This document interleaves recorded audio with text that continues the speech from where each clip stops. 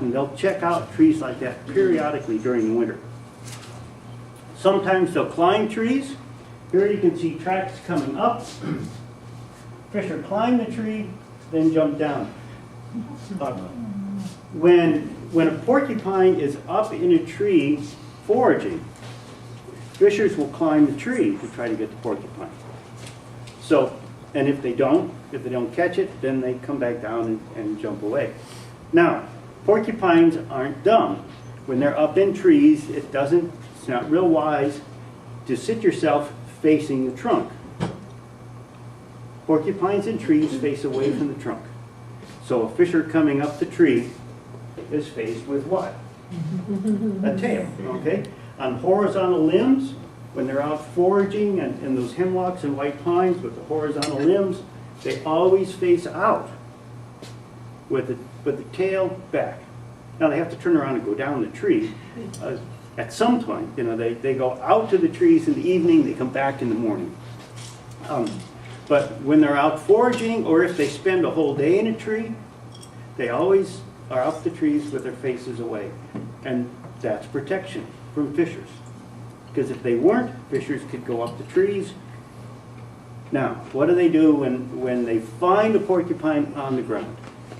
The only part of the porcupine that's exposed and not covered with quills is its face. And that's what the fishers target. And when they can find a porcupine on the ground, like this one, the fisher runs around the porcupine trying to get the face. Now, what do you think the porcupine does? It just turns around, you know? And the porcupine only has to go a short distance to make the fisher run a real long distance. And so porcupines know exactly where the fishers are. They know exactly what they're doing, and they turn. But sometimes a fisher does get the chance to jump in and bite the face. Right here, I caught this just before she bit that face. And it takes several good, solid bites to the face to disorient the porcupine enough that the fisher can then grab it by the face and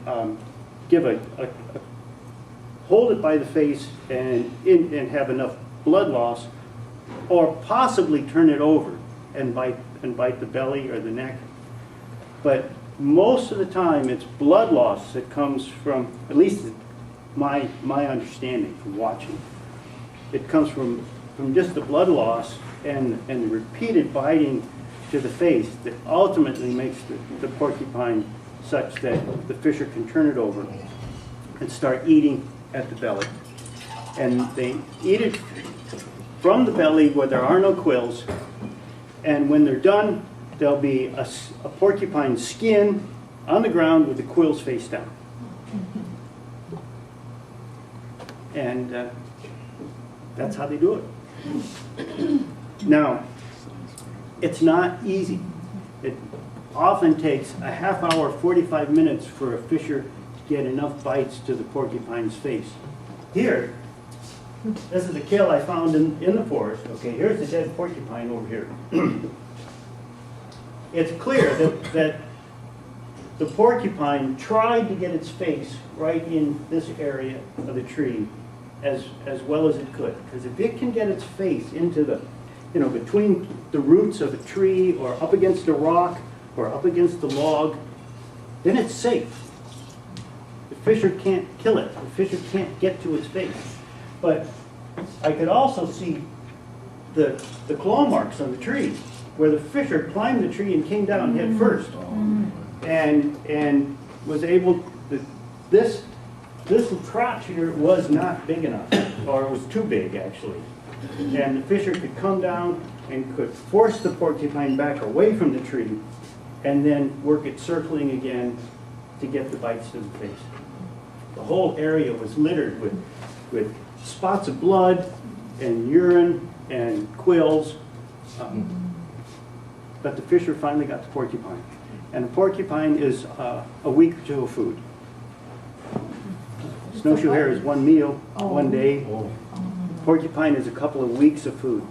And this fisher later came back and pulled that porcupine into a hollow log so that it could then eat at it over a period of time. Smart.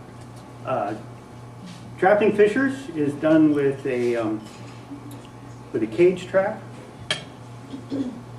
And nowadays, we do a lot more than just trap fishers. This is a hair trap to trap hair to get a DNA identity on the fisher. So if we didn't catch it, we get its DNA. And there is a glue strip on the bottom of this 1x2. The kinds of glue strips that are used to catch mice. And it's thumbtacked to the bottom of that strip, and we've got some bait in the back of the tunnel here. So a fisher that goes underneath this 1x2 through the gap here gets its fur stuck on that glue strip. And then we take the fur from the glue strip and send it off to the lab to get the DNA ID on the fisher. Here's a fisher that has climbed a tree going after a chunk of chicken that's right here. And you can see the chicken wire here has got some barbed wire on it, and it picks up hair from the fisher that then we can use to get a DNA ID on the fisher. There's a live trap in this stand of fur here, tucked right back in there.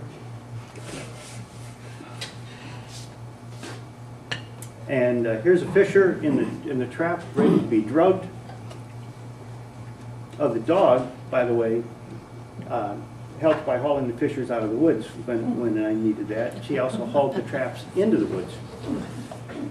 So here's a fisher. You can tell that the color of my beard has changed.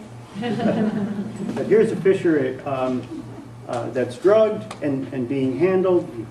Weigh them, measure them, check for external parasites, put a radio collar on them, things like that.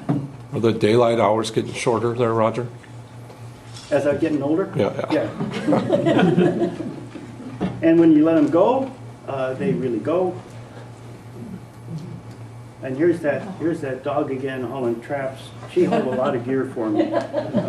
And all of our dogs now still are, they haul mostly firewood now. Now, remember I said I put those two youngsters to work when they grew up? I actually trained them to do a crazy thing. I trained them to run on a treadmill.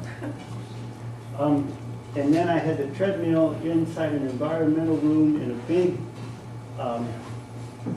big oxygen analyzer chamber, and was able to record the amount of oxygen that they used when they were running. And they'd run at different speeds. I could tell how much their metabolic rate went up and down at different speeds. I actually had them at a lab, a field lab, a Harvard field lab in Bedford, Massachusetts, and this was where they got to stay for 6 weeks. Not a very exciting place compared to our porch. But the interesting thing is that metabolic rate is linearly related to running speed. And what that means is that you don't need to know how fast an animal is running every instant that it's out running around in the woods. You only need to know its average speed.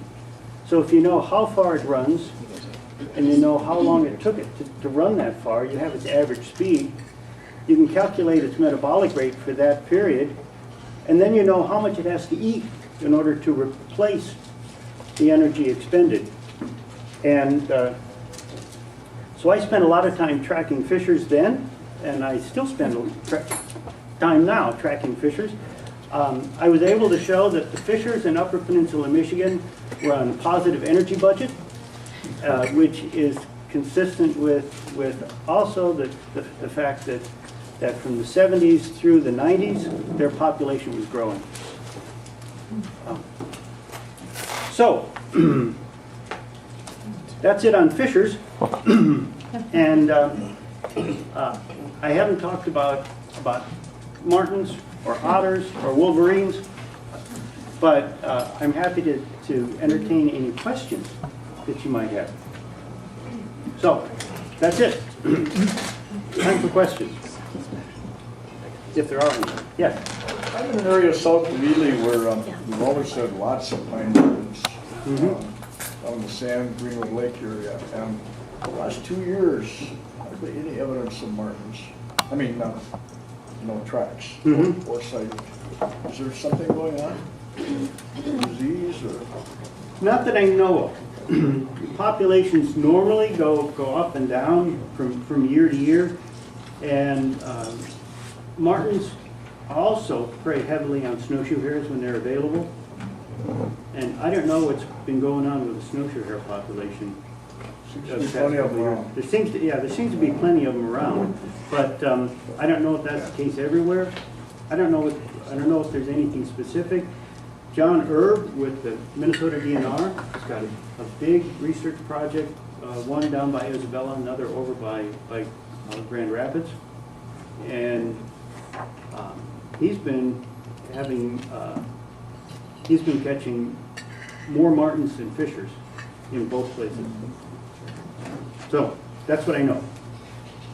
Nothing dangerous, anything's going on. Do they, is there much evidence of them moving?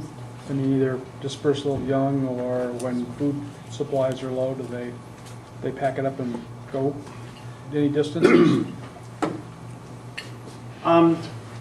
Youngsters disperse, both fishers and martins, in the early winter, and they spend their first winter on their own, so they don't get the benefit of having their mother around anymore.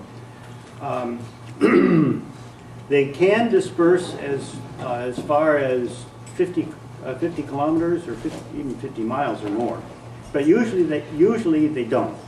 The young try to find the closest place to where they were born that they can settle down. Males usually go further than females. Now, when prey becomes scarce, when the snowshoe hare population starts to fall,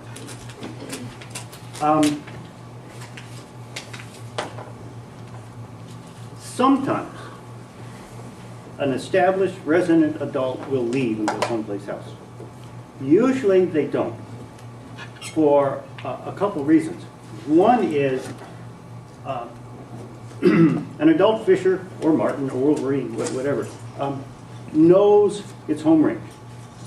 And that knowledge is very important. It knows where the highest densities of squirrels are and snowshoe hares. If there's a porcupine, it knows where it is.